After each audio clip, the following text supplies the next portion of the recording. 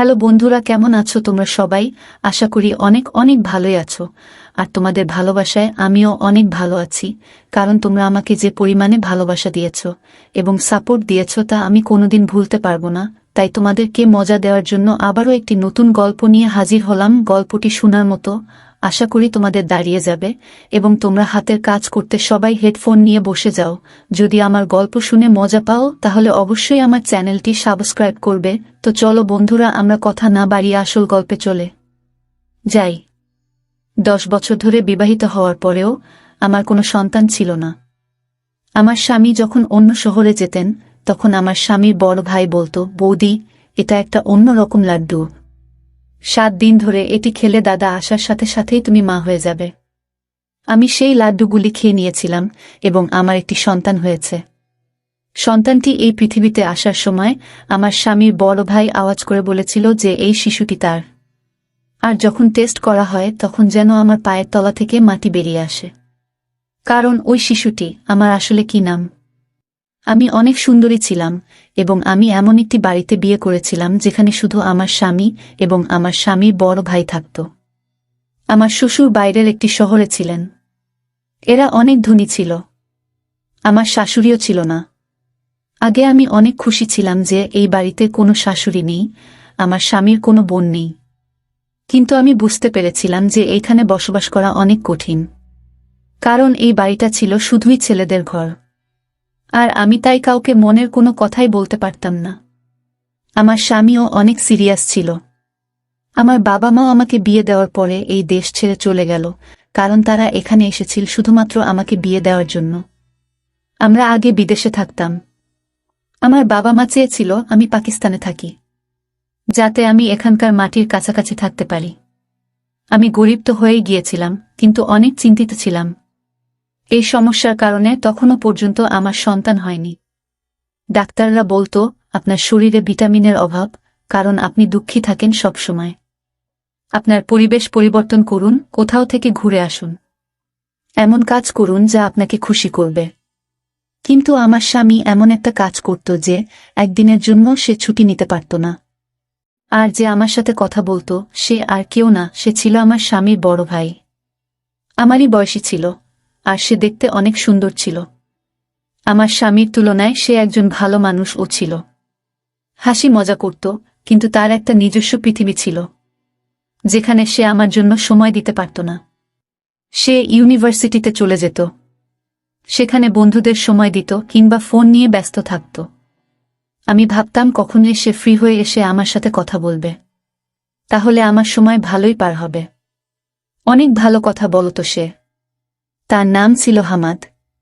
মাঝে মাঝে আমরা ঠিক করতাম, সে কিছু খাবার নিয়ে এসে আমরা খেতাম, আমরা অনেক গল্প করতাম। এইভাবেই সময় ভালোই পার হয়ে যেত আমাদের। আমার স্বামীও এই ব্যাপারটা জানত। আমার স্বামী বলতো তার ভাইয়ের থেকে কিছুটা দূরে থাকতে। আমি বলেছিলাম যে সে তো অপরিচিত নয়, সে এই বাড়িতেই থাকে। আমি আমার স্বামীকে বলতাম যে আমি তার সাথে কথা বলি না, কিন্তু বাস্তবে আমরা একে অপরের সাথে কথা বলতাম এবং আমাদের জীবন এইভাবেই চলছিল। আমার বিয়ের পরে অনেক বছর পার হয়ে গেছে। 10 বছর হয়ে গেছে, কিন্তু আমার এখনো একটাও সন্তান হয়নি। কিন্তু ডাক্তার বলেছে আপনার বেশি একটা সমস্যা নেই, আপনার সন্তান হতে পারে। ডাক্তার আমাকে বললেন, আজই আপনার স্বামীর সাথে কথা বলুন, যাতে তিনি আপনার পরিবেশ পরিবর্তন করতে পারেন, আপনাকে একটি শান্তিপূর্ণ জায়গায় নিয়ে যান। কিন্তু যখন আমি আমার স্বামীকে এই কথাটি জানালাম, আমার স্বামী আমাকে একটি নতুন খবর শোনাল। সে বলল যে আমাকে কাজের জন্য অন্য শহরে যেতে হবে এবং আমি সেখানেই থাকব। 9 বা 10 মাসের জন্য হতে পারে।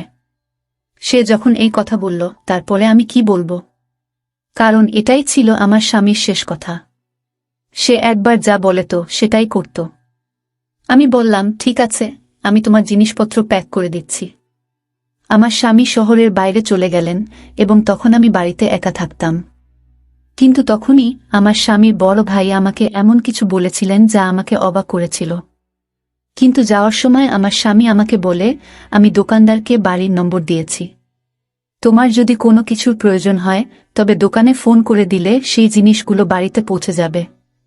আমি বললাম, জিনিস অর্ডার করার কি দরকার, হামাদ নিয়ে আসতে পারবে। তখন আমার স্বামী বলেছিলেন, তোমাকে তার কাছে কিছু চাইতে হবে না, এমনকি তার সাথে কথাও বলতে হবে না। সে তার কাজ করুক, তুমি নিজের কাজ করো। এমনকি ওর জন্য রান্না করারও দরকার নেই, ও বাইরে থেকে খাবে। আমি বললাম, তোমার কি হয়েছে? সে বলল, আমি তোমার স্বামী, আর তাই আমি যা বলছি তাই তোমাকে করতে হবে। আমি বললাম, কিছু কি হয়েছে? সে বলল, না তেমন কিছুই না, আমি শুধু তোমাকে বলে দিলাম যে ওর থেকে দূরে থাকবে। আমার এক কাকিমা বাইরে চলে গেছেন, যখন তিনি ফিরে আসবেন তখন তিনি তোমার সাথে থাকতে আসবেন। তোমার খেয়াল রাখবেন উনি, আর তোমার ভয় করবে না একটুও। আশ্চর্য ব্যাপার হলো, আমার স্বামী চলে যাওয়ার আগে আমার স্বামীর বড় ভাইয়ের সাথে দেখাও করেনি। হয়তো ভাইদের মধ্যে কিছু রাগের কারণ ছিল, কিন্তু এমন তো কখনো হয়নি, কারণ আমার স্বামীর বড় ভাই একদিন আমার জন্য একটি লাড্ডু নিয়ে এলো। সে বলল, তুমি যদি এটি খাও তাহলে দাদা এখানে ফিরে আসার সাথে সাথে তুমি মা হতে যাবে। যদিও আমি আমার স্বামীর বড় ভাইয়ের সাথে এইসব কথা আগে কখনো বলিনি, কিন্তু আমার স্বামীর বড় ভাই ছিল অন্য রকমের। আমরা একে অপরের সাথে বন্ধুর মতো কথা বলতাম। সে বলল, অনেক দিন হয়ে গেছে, দাদা বুঝতে পারছে না। সে তোমার চিকিৎসা করায় না, আর তোমাকে কোথাও নিয়েও যায় না।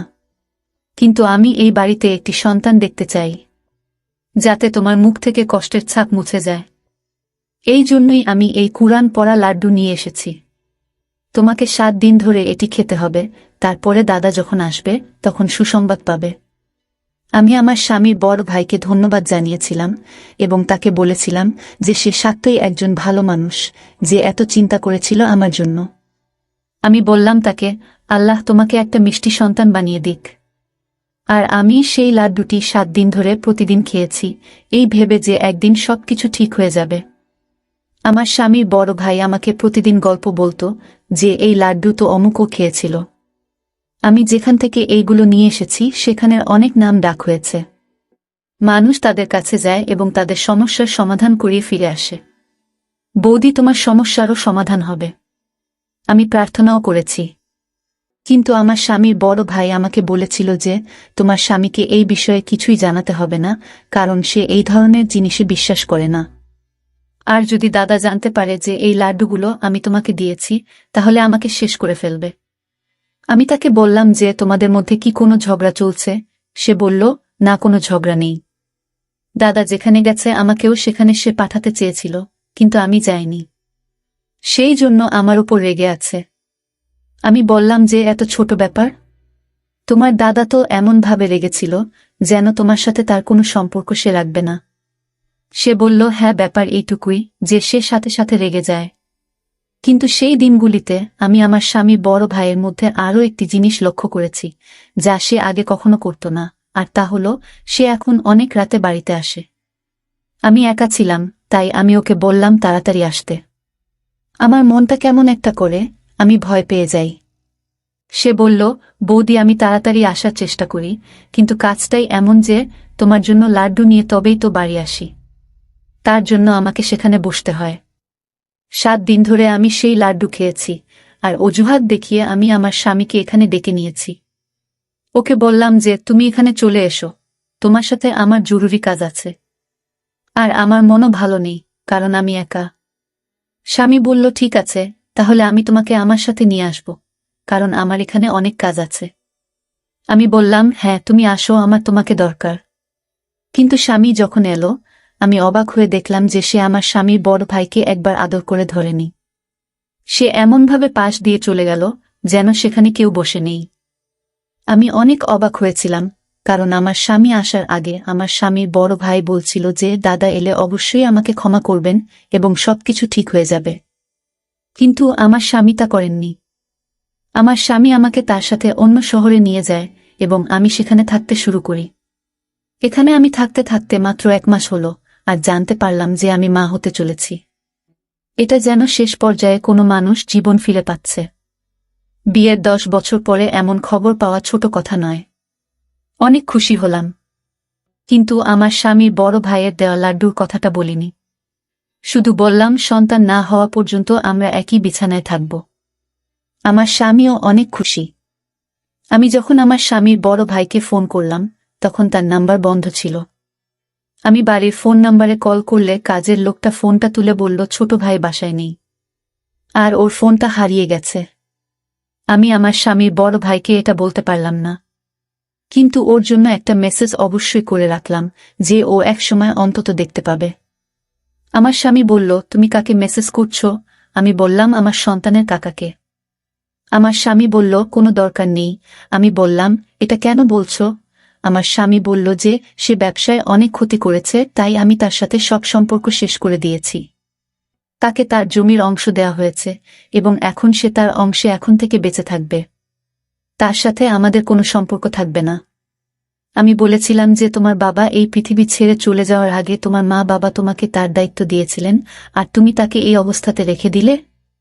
তখন আমার স্বামী বলল, সে একজন প্রতারক, চোর, এবং আমি এমন মানুষের সাথে কোনো সম্পর্ক রাখতে চাই না। আমি অবশ্যই আমার স্বামীকে বলেছি যে সে অন্যায় করছে, কিন্তু আমার স্বামী বলেছেন যে আমার ক্ষেত্রে তোমার কোনো কথা বলার দরকার নেই। তুমি হলে বউ, তোমার কাজ হলো ঘর চালানো। আর হ্যাঁ, আল্লাহ তোমাকে সন্তান দিয়ে দিয়েছেন, এখন থেকে তোমার সন্তানের প্রতি মন দাও। আমি ঘরের ও ভাইয়ের ব্যাপারটা দেখব। সে আমার ভাই, তোমার ভাই নয়। যদি তোমার ভাই হতো তাহলে তুমি কথা বলতে পারতে। আমি বললাম যে সে আমার ভাইয়ের মতোই ছিল। আমি আমার স্বামীকে কি করে বলবো যে তার কারণেই আমরা সন্তানের সুখ পেতে চলেছিলাম? কিন্তু আমার স্বামীর বড় ভাই আমাকে এইসব বলতে নিষেধ করেছিলেন, তাই আমি চুপ করে রইলাম। সত্যি বলতে কি, তারপরে আমি আর সময় পাইনি আমার স্বামীর বড় ভাইকে ফোন করার বা তার সাথে কথা বলার। প্রথমত আমার স্বামী এটা বারণ করত, এবং দ্বিতীয়ত আমি আমার সন্তানকে কেনাকাটায় এবং খুশিতে এতটাই ব্যস্ত ছিলাম যে আমি কারো কথা ভাবিনি। তারপরে আল্লাহ আমাকে একটি সুন্দর ছোট ছেলে দিলেন। তাকে পেয়ে আমি অনেক খুশি হয়েছিলাম। আমি দিনরাত যেন তাকে নিয়ে ব্যস্ত থাকতাম। ছেলের যখন 2 মাস বয়স, তখন আমি আমার স্বামীকে বলেছিলাম যে এইবার আমরা বাড়ি ফিরে যাব, কারণ আমি এই ফ্ল্যাটে তোমাকে আর এই সন্তানকে নিয়ে আর থাকতে চাই না। এইবার আমাদের বাড়িতে থাকব। আমার স্বামী বলল যে বাড়িটা এখনো আমার, অবশ্যই আমরা সেখানে যাব, আর আমার ভাই এলে তাকে সেই বাড়িতে তার ভাগের যত টাকা হয় তত টাকা দিয়ে দেব। আমি বললাম, যা খুশি করো, কিন্তু এবার আমি ঘরে যাব। আসলে আমি আমার সন্তানকে তার প্রিয় কাকার সাথে দেখা করাতে চেয়েছিলাম, কিন্তু আমাদের বলা হয়েছিল যে বাড়ি বন্ধ আর আমার স্বামীর বড় ভাই নেই। কিন্তু বাড়ি ঢুকে মনে হলো যেন কেউ এখানে থাকছে, যেন এই বাড়িতে একজন মহিলা আছে, আর সেটা এই জন্য যে আমি জানতে পেরে গিয়েছিলাম যে বাড়ির সব কিছুই এক মহিলা ব্যবহার করত। যেন আমার সেরকমই মনে হলো, কিন্তু সেই মহিলা কে হতে পারে? আমি সেই দিকে আর মন দিলাম না। এরপর আমার স্বামীর বড় ভাই ওইখানে এলো। আমার স্বামী ও সেইখানে বসেছিল, কিন্তু তবুও আমি আমার মনটাকে ধরে রাখতে পারলাম না, আর আমার স্বামীর বড় ভাইকে বলে বসলাম যে দেখো তোমার ভাইপো। আমার স্বামীর বড় ভাই তখন বলল, না, এটা আমার ভাইপো না। ওর কথা শুনে আমি অবাক হয়ে গেলাম। আমার স্বামীও বলল, তুমি সন্তানকে ভালোবাসবে না? তুমি এত অহংকারী, এই বাড়ি থেকে বের হও। তখন আমার স্বামীর বড় ভাই বলল, আমি বললাম, এটা আমার ভাইপো নয়, কারণ সে ও আমার ছেলে। এটা শুনে আমার পায়ের নিচ থেকে মাটি সরে গেল, আর আমার স্বামীরও। সে বলল, কি রকম খারাপ কথা বলছো? কি খারাপ অভিযোগ করছো? আমার স্বামীর বড় ভাই বলল, আমি কাউকে দোষ দিচ্ছি না, এটা আমারই ছেলে, আমি প্রমাণ করতে পারবো। একথা শুনে আমার পায়ের নিচ থেকে মাটি সরে গেল। আমি তাকে বললাম, তুমি কিসব বলছো? আমি ইশারা ও করলাম যে তোমার কি হয়েছে, তুমি কি চাইছো? তোমার জন্য তো সন্তানটা এই পৃথিবীতে এসেছে, আর এখন তুমি তার জীবন নিয়ে কথা বলছো? আমার স্বামী বলল, কি বলছো তুমি? কি হয়েছিল? আমি যখন এখানে ছিলাম না তখন কি হয়েছিল? আমি আমার স্বামীকে সব খুলে বলেছিলাম। এমন কিছু হয়নি। আমি মাত্র 7 দিন তার আনা লাড্ডু খেয়েছি, তারপরেই আমাদের সন্তান এই পৃথিবীতে এসেছে। আমার স্বামীর বড় ভাইকে ধরে বলল, কি করেছ তুমি? এই লাড্ডুতে তুমি কি মিশিয়েছিলে? এতে তুমি জ্ঞান হারানোর কোনো ওষুধ মিশিয়ে দাওনি তো? আমার এখানে না থাকার সুযোগ নিয়ে কোনো এমন খারাপ কাজ করনি তো তুমি? আমার স্বামী অন্য রকম কথা বলছিল, কিন্তু আমি তো শুনে লজ্জায় শেষ হয়ে যাচ্ছিলাম প্রায়। যাকে আমি ভাইয়ের মতো ভেবেছিলাম, আমার ভাই হিসেবে দেখেছিলাম, সে যদি সত্যি আমার সাথে এমন কিছু করে থাকে, তাহলে তো আমার জীবনটাই নষ্ট হয়ে গেল। আমার মনটা যেন কেমন করছে। আমার স্বামীর বড় ভাই বলল, এটা আমার সন্তান, আমি ওকে চিরকাল তোমার কাছে থাকতে দেব না। সে বলল, তুমি পরীক্ষা করে নাও। কিন্তু আমরা নিশ্চিত ছিলাম যে শিশুটি আমাদের। পরীক্ষার কোনো প্রশ্নই ছিল না, আর যদি ডিএনএ টেস্ট করানো হয় তাহলে ফলাফল কি হবে? আমার স্বামী বলেছিল যে সে ডিএনএ পরীক্ষা করাবে। আমরা সবাই তখন হাসপাতালে পৌঁছলাম এবং সাথে সাথে পরীক্ষা করিয়ে নিলাম, কিন্তু রিপোর্ট পেতে 2 দিন সময় নিয়েছিল। শুধুমাত্র আমি জানতাম যে কিভাবে আমি 2 দিন পার করেছিলাম। আমার স্বামী আমাকে অদ্ভুতভাবে দেখতেন। আমাকে বারবার আমার স্বামী একই কথা জিজ্ঞেস করত, আমি যখন বাসায় ছিলাম না তখন কি হয়েছে? কোন ঘরে তুমি ঘুমাতে? কোন সময় ঘুম থেকে উঠতে? রাতে কি মনে হতো যে তুমি জ্ঞান হারিয়ে গেছ? আর তোমার কোনো জ্ঞান নেই? তুমি কি ঘুমের সময় ঘরের দরজা ভিতর থেকে তালা দিতে? আমি আমার স্বামীর প্রশ্নে বিরক্ত হলাম। আমি তাকে বললাম, আমি এমন কিছুই করিনি। কিন্তু ততক্ষণে রিপোর্ট হাতে এসেছে। যখন রিপোর্টের খাম খুলে ফলাফল দেখা গেল, রিপোর্টটি আমার স্বামীর হাত থেকে পড়ে যায়। কারণ রিপোর্ট অনুযায়ী এই শিশুটি আমার স্বামীর নয়, আমার স্বামীর বড় ভাইয়ের। আমি মাটিতে বসে পড়ে কাঁদতে থাকলাম। আমার স্বামী আমার দিক থেকে মুখ ঘুরিয়ে নিল। আমার স্বামীর বড় ভাই বলল, আমি তোমাদের সাথে কিছুই করিনি, তোমাদের আমি সব বলবো। ডাক্তার বৌদিকে বলেছিলেন, তোমার এত সমস্যা নেই, চিকিৎসা করা যায়, কিন্তু তোমার স্বামী কখনো তোমার চিকিৎসা করিয়ে দেয়নি। তাই আমি তোমাদের জীবনে সুখ দিতে চাই। বৌদি, তোমার চিকিৎসা করাতে চেয়েছিলাম, কিন্তু আমি একটা মেয়ের ভালোবাসায় পড়েছিলাম, তাকে বিয়ে করেছিলাম। তাই টাকা চুরি করেছিলাম। কারণ সে অনেক অসুস্থ ছিল, কিন্তু তারপরেও সে আমাদের সন্তানকে এই পৃথিবীতে নিয়ে আসতে চেয়েছিল। আমার সাথে দাদার ঝগড়া হলো, আর এই কারণে দাদা আমার থেকে সবকিছু কেড়ে নিল। সেই মেয়েটিও, যাকে ভালোবাসতাম, সেও এই পৃথিবীতে বেঁচে থাকেনি। কিন্তু আমাদের সন্তান এই পৃথিবীতে এলো। এবং সেদিনই জানতে পারলাম, বৌদি, তুমি একটি মৃত সন্তানের জন্ম দিয়েছিলে, তোমার সন্তান এই পৃথিবীতে আসার আগেই মৃত্যুবরণ করেছে। লাড্ডু জিনিসটা ছিল একটা অজুহাত। তোমাকে ওই লাড্ডুতে ওষুধ মেশায় দিতাম। ওই ওষুধটা অনেক স্পেশাল ছিল, আর অনেক দূর থেকে আনা হয়েছিল। আর আমি নিশ্চিত ছিলাম এটা অবশ্যই একটা প্রভাব ফেলবে, আর সেটাই হয়েছে। তুমি এটাকে ভাগ্য বলো বা যাই বলো। তুমি সন্তান তো পেয়েছিলে, কিন্তু তোমার সন্তান ছিল অনেক দুর্বল। পৃথিবীতে আসার সাথে সাথেই সে এই পৃথিবী ছেড়ে চলে গেল। আমি ওই মতো শিশুটির জায়গায় আমার সন্তানকে রাখলাম, কারণ আমি তোমার ভালো চেয়েছিলাম। আমি এই উপকারটা শুধু তোমার জন্য করছিলাম বৌদি, তোমার স্বামীর জন্য নয়। ঠিক তখন জানতে পারলাম যে তোমার স্বামী আমার প্রতি কোনো উপকার তো করেইনি, তার উপর আমাকে সম্পত্তি থেকে সম্পূর্ণভাবে বের করে দিয়েছে। তাই প্রতিশোধে শেষ হয়ে যাচ্ছে, আমি তোমার কাছ থেকে আমার সন্তানকে কেড়ে নিতে এসেছি। আমি আমার সন্তানকে ছাড়া বাঁচতে পারবো না, কারণ এখন আমার সবই আছে। তোমার স্বামী তার নিজের নামে সব নিয়ে নিয়েছে। আমার স্বামীর বড় ভাইয়ের চোখে পানি ছিল, সে অনেক কাঁদছিল। আমি তাকে বললাম যে আমিও একে ছাড়া বাঁচতে পারবো না। আমি আমার স্বামীর বড় ভাইয়ের পায়ের কাছে বসলাম এবং তাকে বললাম যে তুমি সবসময় আমাকে সাহায্য করেছ। এই শিশুটিকে আমাকে দাও, আমি তাকে আমার সন্তান মনে করেছি। আমি তাকে 3 মাস ধরে মানুষ করছি। তুমি আমার অনেক উপকার করেছ। আমি যদি জানতে পারতাম যে আমার সন্তান পৃথিবী ছেড়ে চলে গেছে, আমার কোল খালি থাকলে আমি ঘটনাস্থলেই শেষ হয়ে যেতাম। তার এই পৃথিবী ছেড়ে চলে যাওয়াতে আজও আমি দুঃখিত, কিন্তু এই সন্তানটা আমার হাতে আছে। তাই আমি বেঁচে থাকার কথা ভাবছি। আমি আমার স্বামীকে বললাম, তুমি কেন এমন করলে? তাকে ক্ষমা করে দাও। সে যা করেছে ভালোবাসার জন্য করেছে। তুমি সবসময় তোমার কাজে ব্যস্ত ছিলে। তুমি কখনো আমার দিকে তাকাওনি, আমার চিকিৎসাও করাওনি। তোমার ভাই আমার সাথে সবসময় ভালোই করেছে, কিন্তু সে তো চাইলে আমার সাথে খারাপও করতে পারত। তুমি যা আশা করছিলে, কিন্তু তবুও সে আমার সম্মান রক্ষা করেছে। আমার জন্যই সে এইসব করেছে। এমনকি আমাকে তার সন্তানও দিয়েছে। আমার স্বামী বলেছিল, তুমি তোমার সন্তান আমাদের দিয়েছ, তাহলে আমি কেন তোমাকে অধিকার দিতে পারবো না? তুমি যা চাও আমি তোমাকে দেব, কিন্তু আমার একটা শর্ত আছে। আমার এবং আমার স্বামীর বড় ভাইয়ের মুখ লাল হয়ে গেল। আমার স্বামী আবার এমন কথা বলছেন। আমরা অবাক হয়ে গেলাম। তিনি বললেন, শর্ত হলো তোমাকে সারা জীবন আমাদের সাথে থাকতে হবে, যাতে তুমি তোমার সন্তানের সাথে থাকতে পারো আর আমি আমার ভাইয়ের সাথে। আমাদের চোখে পানি এসে গেল। আমরা কাঁদতে থাকলাম। সন্তানটাকে আমার স্বামীর বড় ভাইয়ের দিকে এগিয়ে দিয়ে বলল, এখন থেকে বৌদি এই সন্তানের মা, তুমি আর আমি তার কাকা। সে যেন কখনই না জানে যে আমি তার বাবা, তার মা এই পৃথিবীতে নেই। আমি তাকে ধন্যবাদ জানালাম এবং সেই শিশুটিকে ধরলাম যে সে আমার নিজের সন্তান। 4 বছর হয়ে গেছে। আমার ছেলে 4 বছর বয়সী, অনেক খুশি।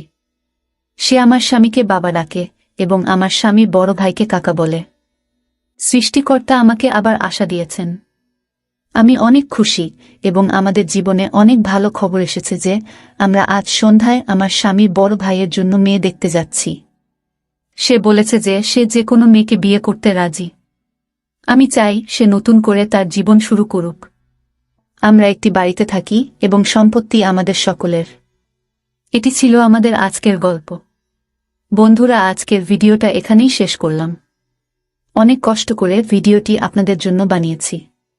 যদি ভিডিওটি আপনাদের ভালো লেগে থাকে তাহলে একটা লাইক করবেন এবং চ্যানেলটি অবশ্যই সাবস্ক্রাইব করবেন। এই আশা ব্যক্ত রেখে আপনাদের কাছ থেকে বিদায় নিচ্ছি আমি। দেখা হবে আগামীকালের নতুন কোনো ভিডিওতে। সে পর্যন্ত সবাই ভালো থাকুন, সুস্থ থাকুন। ধন্যবাদ।